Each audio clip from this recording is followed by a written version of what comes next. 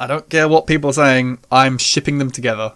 This is great. An angel and a demon partner, I'm shipping it. This is Fire and Mercy all over again from Overwatch. Hey there guys, and welcome back to Mana Down Under. Today we are covering Krav the Unredeemed and Regna the Redeemer. They are a very strong battle bond pair. So this is just a commander deck idea, me just going through cards that work well with the deck and what you probably want to include. No hardcore deck list here. So let's look at the commanders and break them down. Krav the Unredeemed is a 5 mana 3/3 black demon. Simply pay 1 black, sacrifice X creatures, target player draws X cards and gains X life, and then you put that many counters on Krav. Then Regna the Redeemer is a 6 mana 4/4 white angel with flying.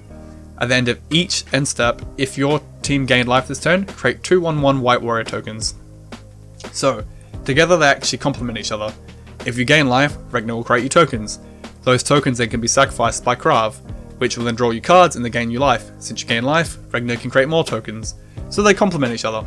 So the whole deck will be built around drawing cards, tokens, and sacrificing. That's your 3 areas. So how are we going to make the tokens? White-black has got some pretty good ways to make tokens, but you'll find most of the deck sits around the 4 mana area or higher. White-black isn't a fast set. So Edric is a great Thrall token producer. But be careful, if he produces too many, the Thrall will overrun him and kill him. Requiem Angel is amazing. If anything that's not a spirit dies, you get a spirit token. So you get double value out of your tokens essentially. Hidden Stockpile. Triggering Revolt is not hard in the deck that is focused on sacrificing, so again we'll just keep pushing out tokens. Grave Titan is a must have in any sacrifice and token deck. The fact on entry and attack you create 2/2 zombies is amazing. You've also got a lot of sorcery and instant spells that can dump out a ton of tokens.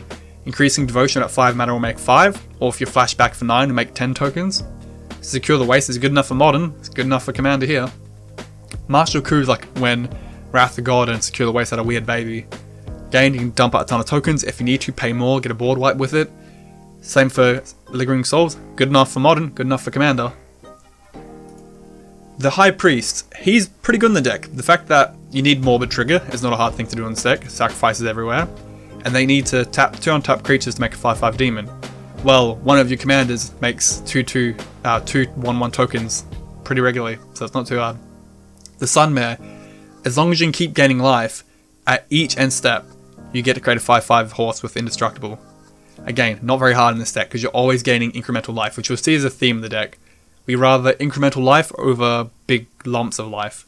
Hangerbag Walker is just a good investment. Get him really big and plump. When he dies, we have a lot of tokens to play with. Entreat the Angel creates tokens which we care about, and often wins the game outright.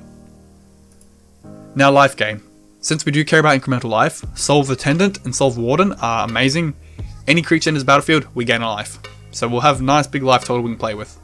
Phantom Renewal is not out yet, because it's course at 2019, but at the beginning of your upkeep, you gain a life. That's great. It'll keep our Regna triggers active for as long as we need them. Authority of the Consoles kind of taxes our opponent's creatures a bit, and it gains us life on their entry, so it does help us a little bit as well. In 1 mana, it's not too expensive. Archangel of Thune is one of our big payoff cards, since we're going for incremental life gain.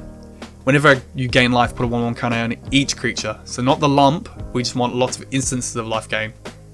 So all these little triggers and stuff will give us a lot of counters on all our creatures, and since we're a token deck as well, we're going wide and creating very tall creatures at the same time. Sunscorched Region is just a big old fatty dragon. Left unchecked, it's pretty big and it gains you a bit of life. Suture Priest is like a weird reverse Soul Warden. We gain a life whenever our creature enters the battlefield, but if your opponent has a creature entering, they lose a life. So it will punish other token decks we're up against. Feldar Sovereign. I don't like playing it, but it is here. It's a cheap win if you need it, but your friends won't like you. Sanguine Bond and Exquisite Blood are here. We've all seen that before, I don't really need to say much. Aether Flux Reservoir is like Storm life gain, and it's not too hard to pay the 50 life to kill someone outright in this deck. The amount of life gain you have is very silly. Whip of Erebos, it gives all our board lifelink, which considering how wide and tall we're going at the same time, it's pretty good. And the ability gives us a little bit more reach when we need it. Now, what's the payoff for all these tokens in life gain? The sacrificing. So we run all the Grave Pact effects. Grave Pact, Dictator of Erebos, Butcher of Malakir. We lose one creature from our own abilities, the opponent's going to have to lose a lot more. And with this, we can pretty much keep the board to only our creatures. We can control how many the opponents have pretty easy. And with all this, Thrilling Encore is amazing. If we've had a good cycle of Grave Pact effects or board wipes, we can then cast Thrilling Encore, and everything that's been lost this turn, we get it on our side of the field. But then we've also got our Zulaport, Cutthroat, and Blood Artist, which are in every sacrifice deck ever. As long as something dies, we siphon for 1. This is what probably wins most games in sacrifice decks, just a constant pinging and taxing with them. We have the Seer here, which sees a lot of play in combo modern. We've got him here because sometimes you need a free sacrifice outlet. We might not have the mana, we need something to die to get the loop going. Weirdly enough too, the mana tokens some decks can produce, it can be a weird tutor spell nearly. Like if you really need one card to win the game or not to die, you can keep sacrificing and digging for it. It's a weird thing, but it does happen. Attrition, one of my favourite cards from Urza. Sometimes you need just something to die. Because with sacrificing, your opponent chooses what to sacrifice. But sometimes you need one particular target to be dead and gone. Attrition comes in very handy here. Ashton's Altar is the same as the Seer. Sometimes we need a free sacrifice. And the mana does help, considering our deck sits around the 4-5 mana starting area. And we do have some X spells on the deck, so it doesn't hurt. Razaketh, we're black-white, we're very greedy. Having a tutor on a stick is a very greedy game plan. Tormentor Hellfire, if we can get X really high, which we do have a lot of mana doubling effects, it can be a huge blowout. It can win games on its own, like they will lose the whole hand, they'll sacrifice most of their permanents, and then they start taking a lot of life.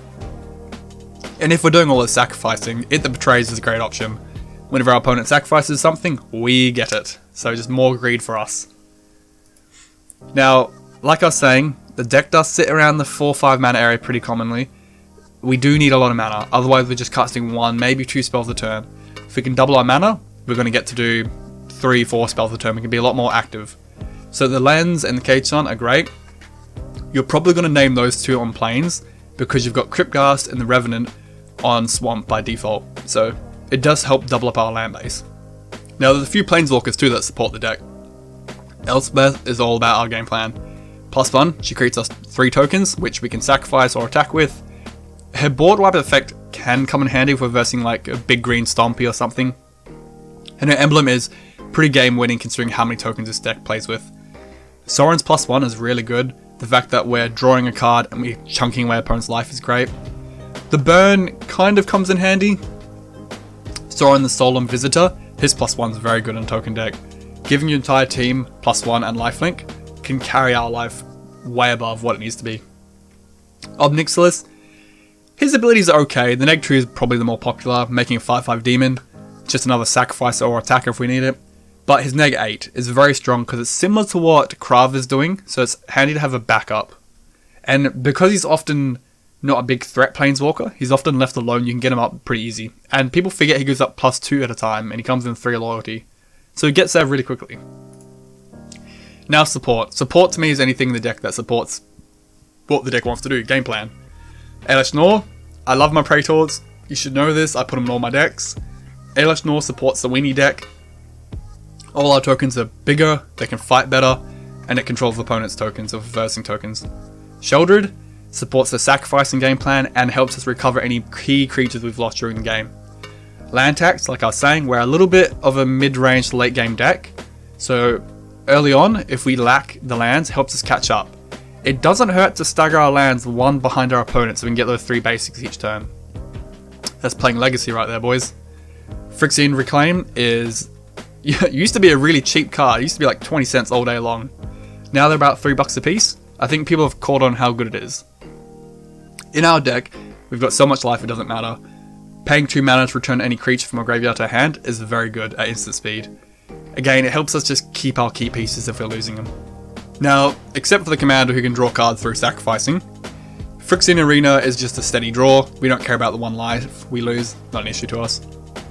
Skull Clamp is a big payoff in the deck, provided Elish Nor is not out, because then we can simply equip to any 1/1 weenie, eat him, and draw 2 cards.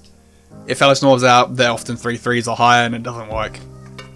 Helm of the Host works on a lot of cards in the deck, but it's probably best with Regna, because then it gives you 2 instances of creating 2 tokens at the end of turn, just more things to play with.